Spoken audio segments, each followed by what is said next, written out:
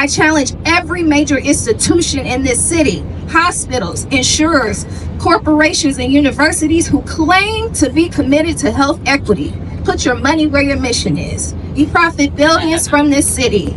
Your silence in the face of this injustice is not neutrality, it's complicity. We see it and we will remember it. Let's make Brentwood a national model for healing, not another case study in neglect. The time to act is now.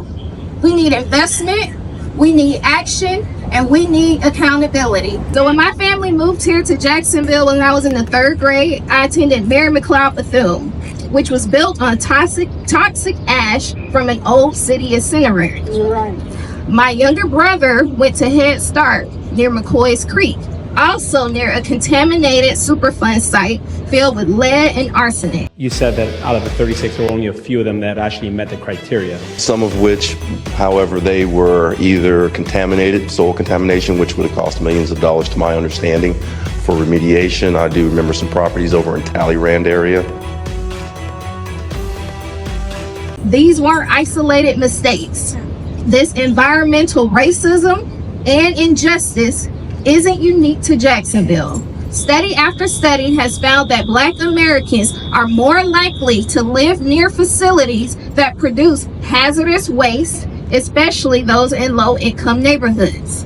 Now, the city is repeating this pattern by placing a $62 million medical examiner's office and forensic lab next to Kipp Elementary School and in the yards of Brentwood families.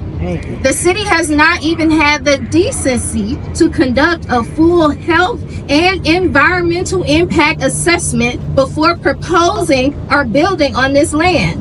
They didn't even ask how this might affect our children. They didn't measure how the air, the soil, or the stress of proximity to death might impact our community.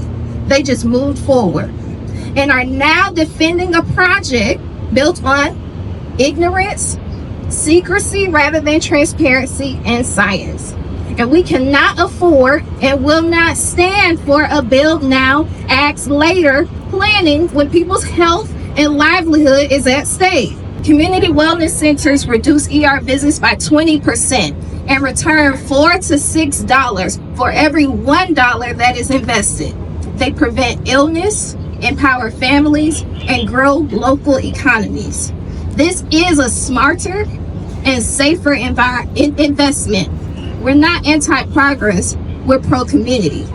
Yes, we do need a larger forensic lab, but not in a residential neighborhood, not across the street from a school, and not without study, transparency, or care for human life. Place it in an industrial zone where it belongs. Amen. And while you're at it, invest at least 10 to 15% of city funds annually in public health infrastructure so we can stop reacting to death and start preventing it. This isn't just an opportunity, it's a moral obligation. We must break the cycle of harm that continues to devastate our most vulnerable.